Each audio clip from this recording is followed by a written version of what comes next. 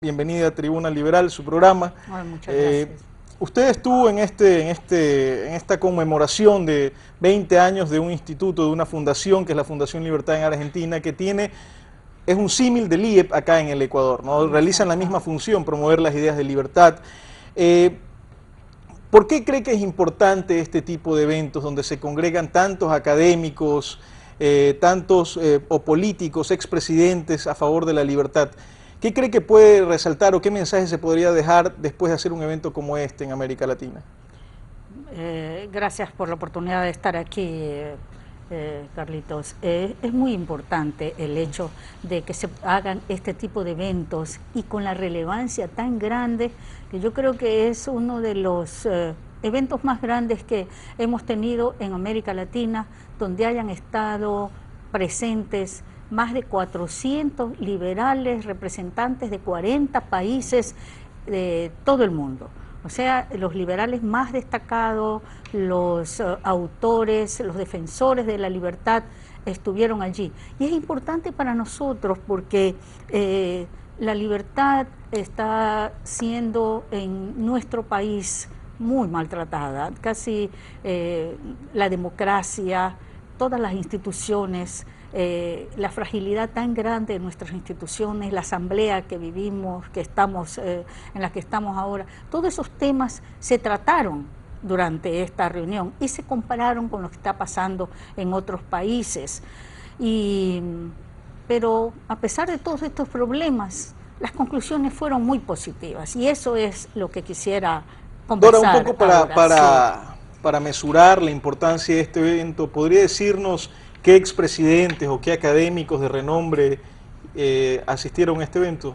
Sí, bueno, allí estuvieron los expresidentes del Ecuador, estuvo Osvaldo Hurtado, después estuvo de México el presidente Fox, de El Salvador estuvo Flores, el expresidente Flores, estuvo de Uruguay Lacalle, estuvo también bueno, algún otro que... Aznar también creo que Aznar, que fue, por supuesto, Aznar fue una de los personajes más importantes porque indudablemente toda su presidencia fue de mucha libertad, abrió mucho, dio a España 8 años de crecimiento económico muy importante utilizando la apertura económica y tuvo una presencia a España muy grande. Y entre los académicos, ¿quiénes podría destacar? Entre los académicos, bueno, usted sabe, el representante máximo para nosotros, académico, intelectual, periodista, Mario Vargas Llosa, ¿no? Porque hay una fundación que se llama Fundación para la Libertad que dirige también Mario Vargas Llosa y fue uno de los auspiciantes de este evento. Entonces él estuvo con nosotros todo el tiempo. Estuvo pues Carlos Montaner, Pedro Schoar y todos los representantes de institutos liberales de América Latina estuvimos allí, de Alemania, de Italia, de todas partes realmente. Dora, aquí la duda que siempre uno cuando ve tanto esfuerzo que se hace a través de instituciones como el IEP, como Fundación Libertad, o como todo este grupo de académicos que trata de promover ideas pro crecimiento, pro generación puestos de trabajo, la duda que entra es por qué después de tanto esfuerzo, a pesar de todo este esfuerzo de un gran número de gente muy capaz, muy comprometida con las ideas de la libertad, muy comprometidas con mejorar la situación del individuo, porque al final eso es lo que uno busca, ¿por qué nuestras democracias son tan frágiles y son tan poco dadas a esto, tan poco dadas a una sociedad pro libertad, pro libertades? ¿Por qué usted cree que se da esto? Bueno, eso es uno de los temas que se discutieron mucho y tiene raíces históricas muy fuertes en nuestros países. Se habla mucho de que, bueno, liberalismo nunca nosotros hemos logrado realmente tener en nuestros países. Se habla del mercantilismo, que es lo que hemos tenido. Se habla de que todavía no hemos madurado lo suficiente para llegar a este consenso. Hemos tenido populismos de toda naturaleza y esta fragilidad política. Entonces, más o menos cada uno tiene su explicación histórica de por qué y cada país tiene sus propios conceptos también, ¿no? Entonces no le pudiera decir que hay una... cuando habla Carlos Alberto Montaner, él pone énfasis en esta historia también de los países latinoamericanos. Entonces cada uno de ellos tiene una... Pero en general liberalismo no ha habido, nosotros no lo hemos tenido aquí en América Latina.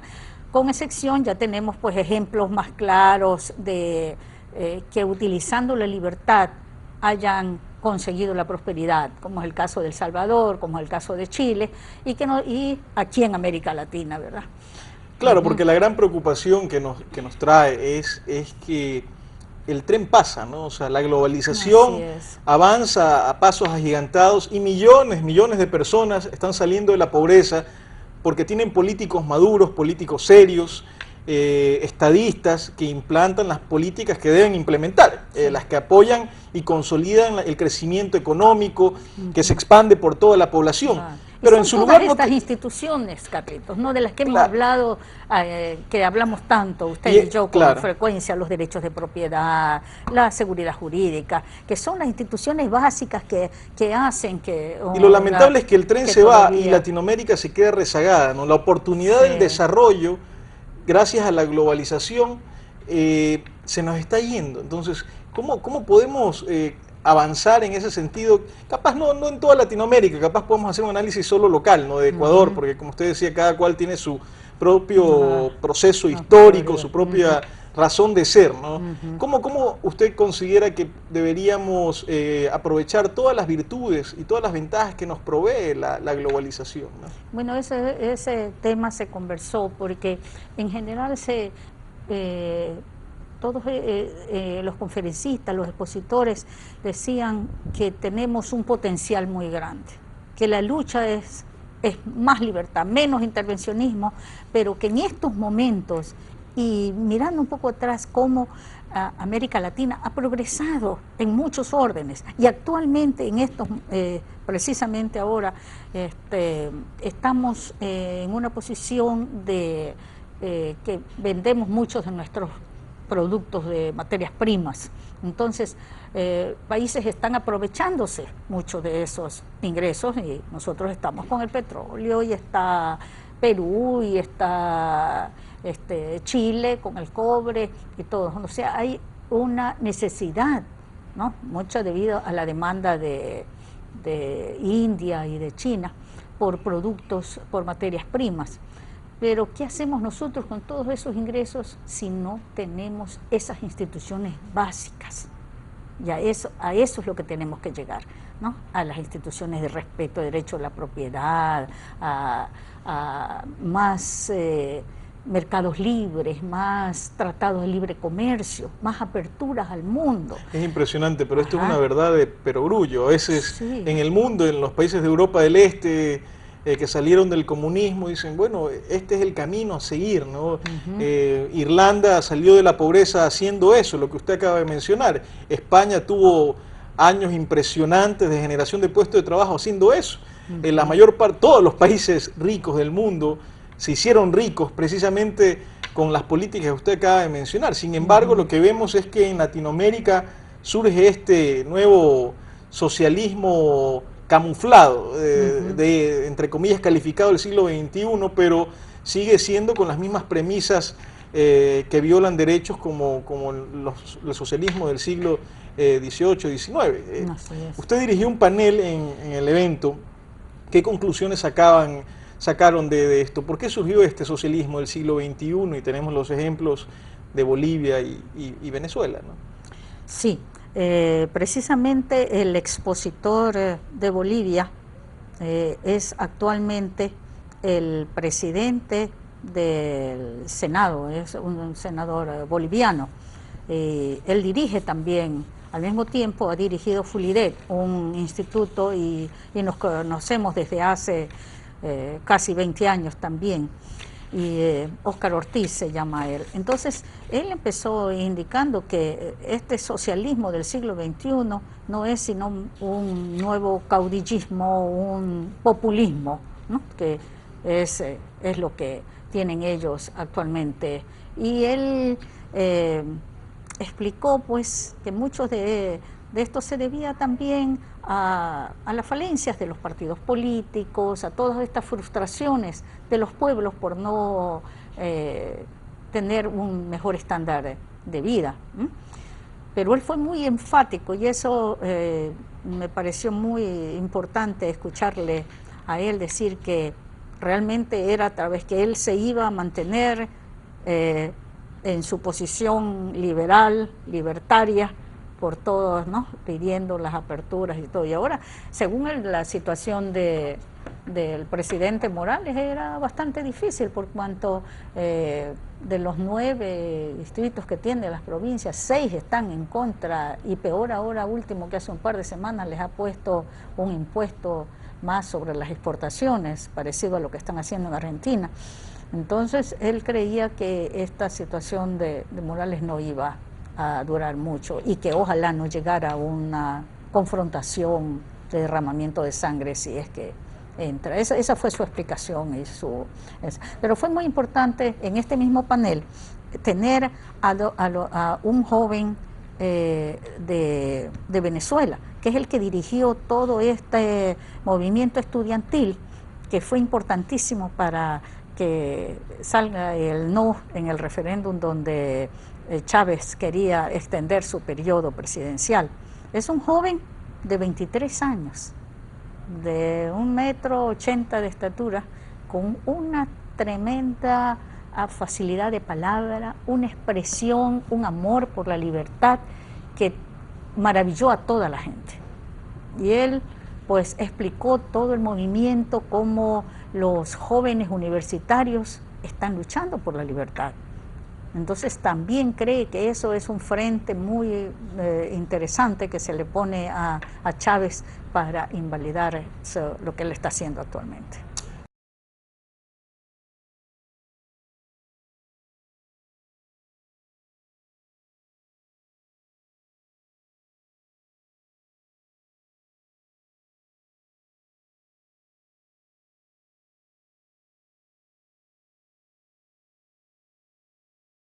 Lleve a Venezuela mejores días, ¿no?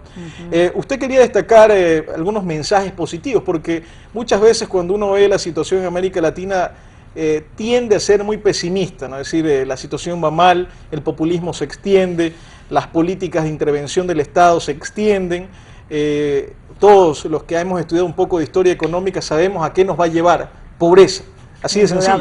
Entonces eso da mucho pesimismo, ¿no? Pero sin embargo usted quería destacar algunos mensajes de estos líderes, porque son líderes, han llegado a la presidencia, o muchos de ellos son intelectuales, líderes de opinión en sus países. Quería destacar, ¿qué mensaje quisiera resaltar de lo que ellos dijeron en el evento donde usted asistió? Sí, digamos, uno de los mensajes que nos dio Mario Vargas Llosa, por ejemplo.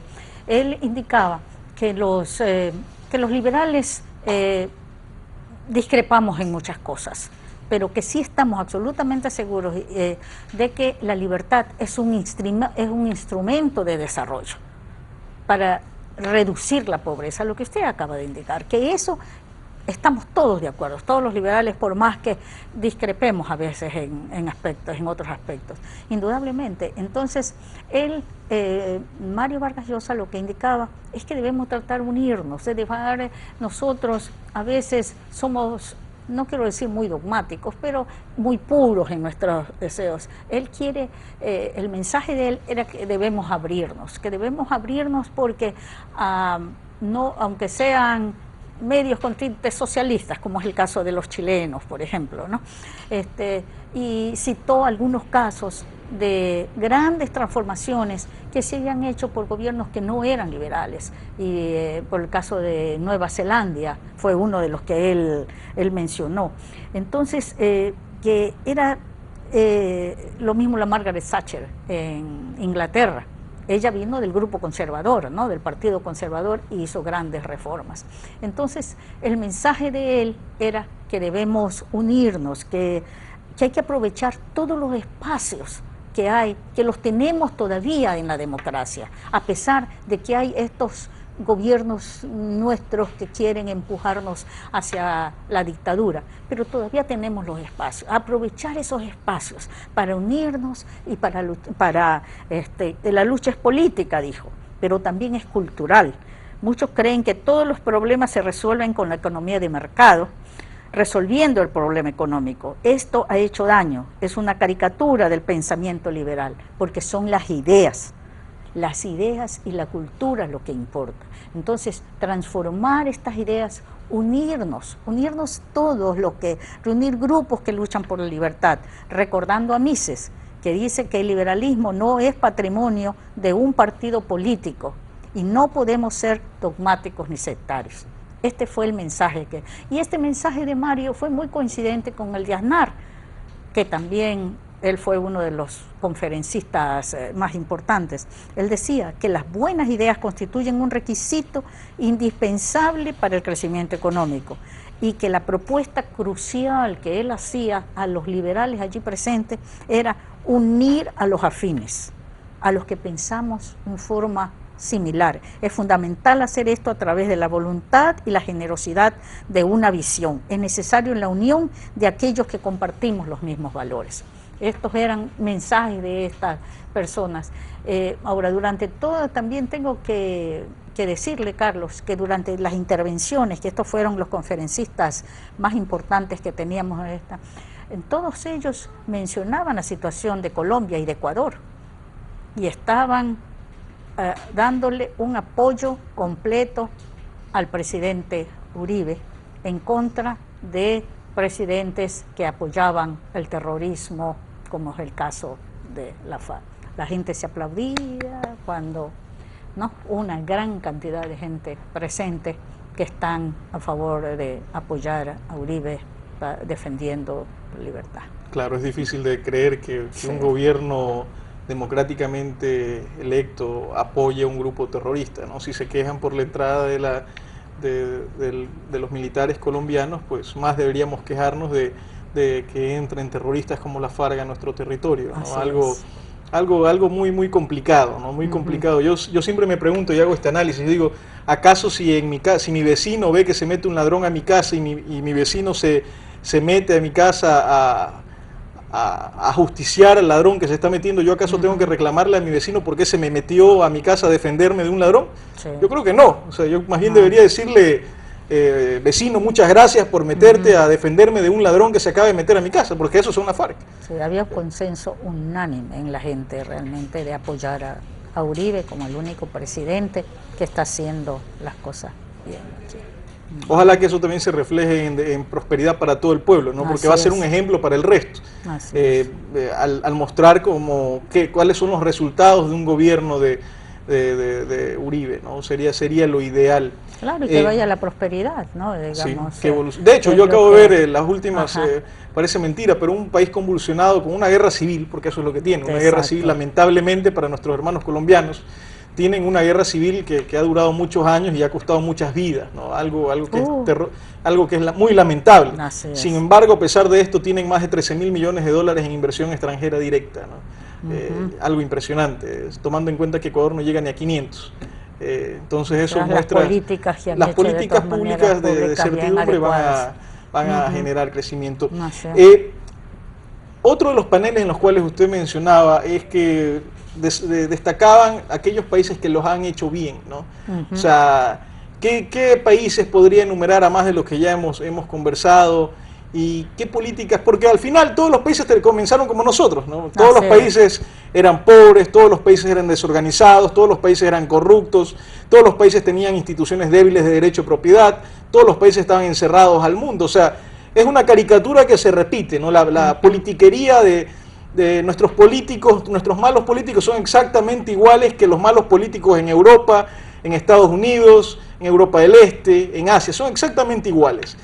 ¿Qué hicieron estos señores para dar ese salto, ¿no? Para llegar a una madurez política, para obtener a un grupo de políticos estadistas, no politiqueros, no aquellos que prometen el oro y el moro y al final terminan empobreciendo a su gente, ¿no?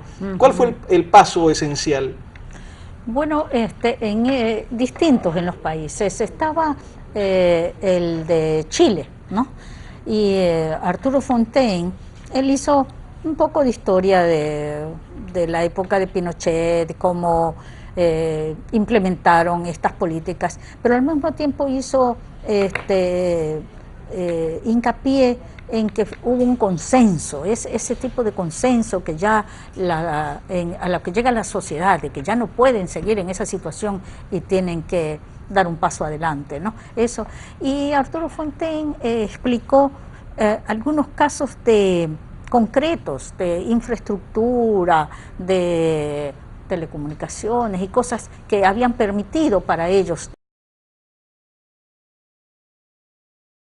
El caso interesante también estaba de Perú, fue Beatriz Merino, que fue ministra de Toledo, estaba allí presente, y ella hizo una historia de todo lo que lo que significaba para ellos mucho el Tratado de Libre Comercio y cómo las políticas, y lo mismo en el caso chileno, realmente había disminuido la pobreza en un elevado porcentaje.